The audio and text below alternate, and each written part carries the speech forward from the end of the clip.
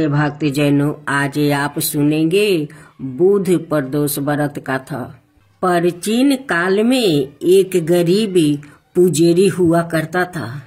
उस पुजारी की मृत्यु के बाद उसकी विधवा पत्नी अपने भरण पोषण के लिए पुत्रा को साथ लेकर भीख मांगती हुई शाम तक घर वापस आती थी।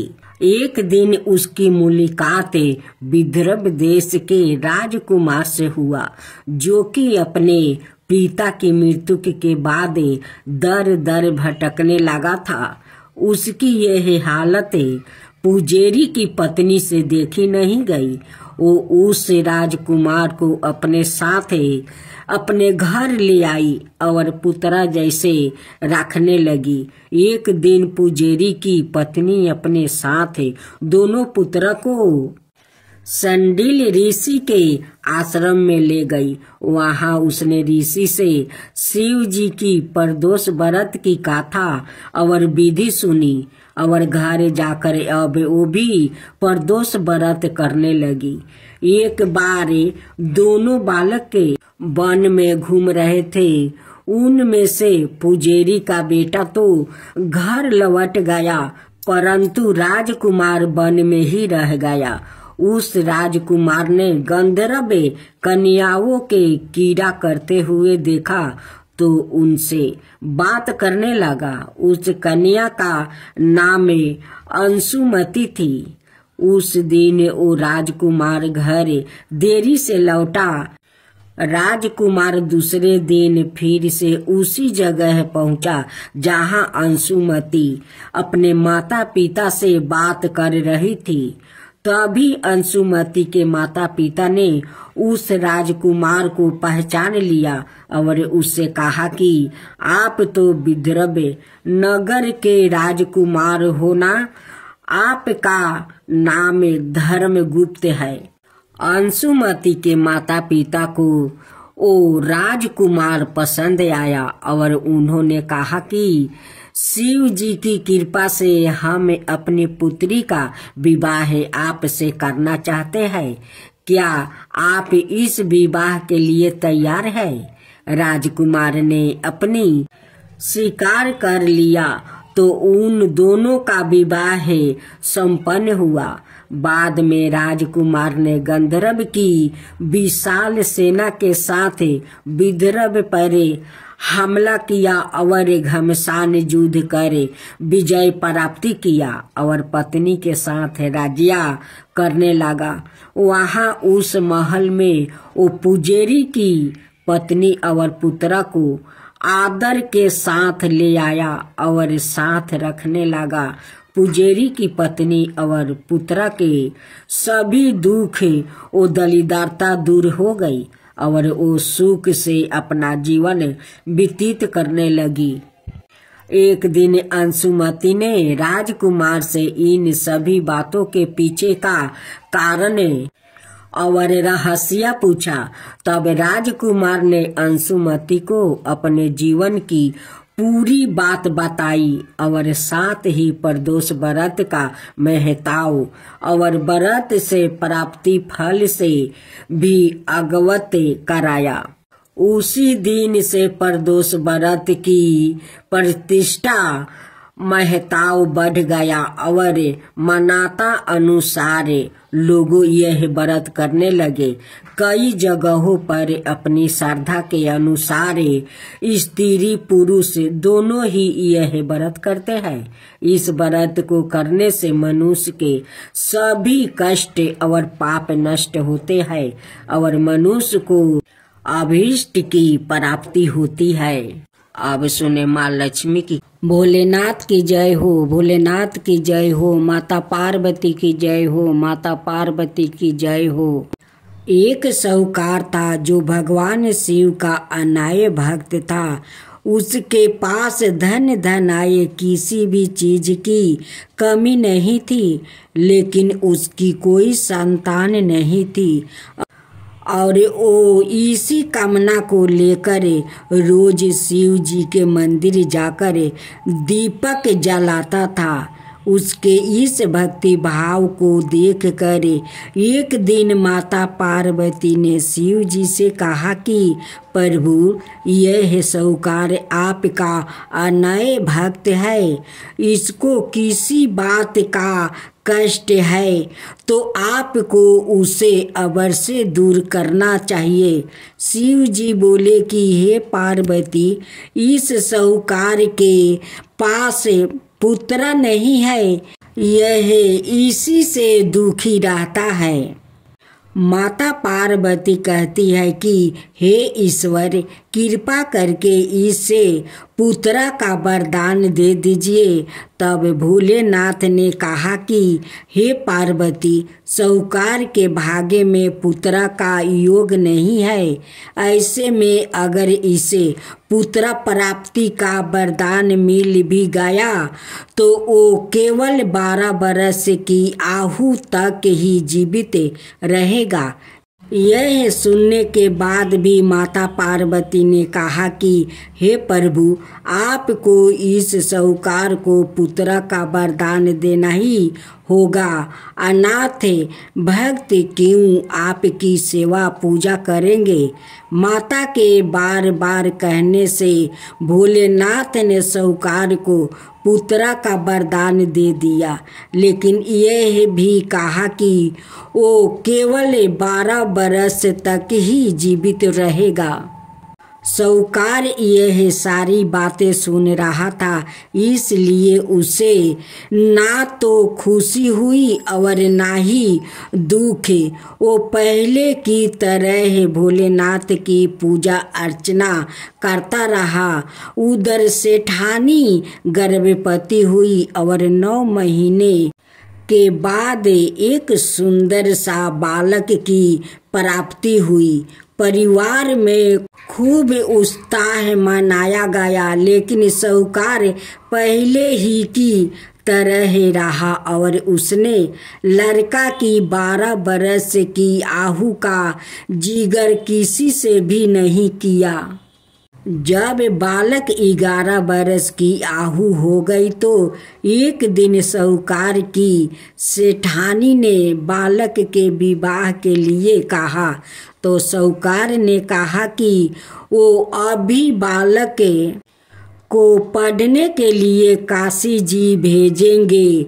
इसके बाद उसने बालक के मामा जी को बुलाया और कहा कि इसे काशी पढ़ने के लिए ले जाओ और रास्ते में जिस भी स्थान पर रुकना वहाँ यज्ञ करते और ब्राह्मणों को भोजन कराते हुए आगे बढ़ना। उन्होंने भी इसी तरह करते हुए जा रहे थे कि रास्ते में एक राजकुमारी का विवाह था। जिससे उसका विवाह होने वाला था वो एक आंख से काना था। तो उसके पिता ने जब अति सुंदर साहूकार के बेटे को देखा तो उनके मन में आया कि क्यों ना इसे ही घोड़ी पर बैठाकर शादी के सारे कार्य संपन्न करवा लिया जाए। तो उन्होंने मामा से बात की और कहा कि इसके बदले में वो अथाह धन देंगे। तो वो भी राजी हो गया। इसके बाद साहूकार का बेटा विवाह की वेदी पर बैठा और जब विवाह कार्य संपन्न हो गया तो जाने से पहले उसने राजकुमारी की चदरी के पल्लू पर लिखा कि तेरा विवाह तो मेरे साथ हुआ, लेकिन जिस राजकुमार के साथ भेजेंगे वो तो एक आँख का काना है। इसके बाद वो अपने मामा के साथ काशी के लिए चल गया। उधर जब राजकुमारी ने अपनी चुनरी पर यह लिखा हुआ पाया तो उसने राजकुमार के साथ जाने से मना कर दिया। तो राजा ने भी अपनी पुत्री को बारात के साथ विदा नहीं किया। बारात वापस लौट गई। उधर मामा और भांजे काशी पहुंच गए थे। एक दिन जब मामा ने जग रचा रखा था और भांजा बहुत देर तक बाहर नहीं आए तो मामा ने अंदर जाकर देखा तो भांजे का प्राण निकल चुके थे। वो बहुत परेशान हुए, लेकिन सोचा कि अभी रोना पीटना मचाया तो ब्राह्मण चल जाएंगे और जग का कार्य अधूरा रह जाएगा। जब जग संपन्न हुआ तो मामा ने रोना पीटना शुरू किया। उसी समय शिव पार्वती उधर से जा रहे थे तो माता पार्वती ने शिव जी से पूछा, हे प्रभु, ये कौन रो रहा है? तभी उन्हें पता चलता है कि यह तो भोलेनाथ के आशीर्वाद से जन्म हुआ साहूकार का पुत्र है। तब माता पार्वती कहती है कि हे स्वामी, इसे जीवित कर दीजिए। अनाथ रोते रोते इसके माता पिता के प्राण निकल जाएंगे। तब भोलेनाथ ने कहा कि हे पार्वती, इसकी आहु इतना ही थी, सो वो भोग चुका है। लेकिन माँ के बार बार आग्रह करने पर भोलेनाथ ने जीवित कर दिया। लड़का ओम नमः शिवाय करते हुए उठा और मामा भांजे दोनों के ईश्वर को धन्यवाद दिया और अपनी नगरी की ओर लौटा। रास्ते में वही नगर पारा और राजकुमारी ने उन्हें पहचान लिया। तब राजा ने राजकुमारी को साहूकार के बेटे के साथ बहुत सारे धन धनाये के साथ विदा किया। उधर साहूकार और उसकी पत्नी छत पर बैठे थे। उन्होंने यह प्राण कर रखा था कि यदि उनका पुत्र सकुशल ना लौटा तो वो छत से कूदकर अपना प्राण त्याग देंगे। तभी लड़के के मामा ने आकर साहूकार के बेटे और बहू के आने का समाचार सुनाया, लेकिन वो नहीं माने तो मामा ने शपथ पूर्वक कहा। तब तो दोनों को विश्वास हो गया और दोनों ने अपने बेटे बहू का स्वागत किया। उसी रात साहूकार को सपने में शिव जी ने दर्शन दिया और कहा कि तुम्हारे पूजन से मैं प्रसन्न हुआ। इसी प्रकार जो भी व्याकृत इस कथा को पढ़ेगा या सुनेगा उसके समस्त दुखों दूर हो जाएगा और मन बचित सभी कामनाओं की पूर्ति होगी। जय शिवा ओमकारा, प्रभु हरे शिवा ओमकारा। ब्रह्मा विष्णु सदा शिव अर्धंगिनी धारा। ओम जय शिवा ओमकारा। एकानन चतुरानन पंचानन राजे। शिव पंचानन राजे। हंसासन गरुड़ासन विषवाहन साजे। ओम जय शिवा ओमकारा। दो भुज चार चतुर भुज दस भुज अति सोहे। तीनों रूप निरखता त्रिभुवन जन मोहे। ओम जय शिवा ओमकारा। अक्षर माला बने माला मंगी माला तारी चंदन मृग मद सोहे बोले सुभिकारी ओम जय शिवा ओमकारा शीतंबर पीतांबर गंबरे अंगे सनिकादिके बरे मादिकी भूतादिकी संगे ओम जय शिवा ओमकारा करिके मध्यम कमंडल चक्र त्रिशूल धरता जग करता जग भरता जग पालन करता ओम जय शिवा ओमकारा ब्रह्मा विष्णु सदा शिव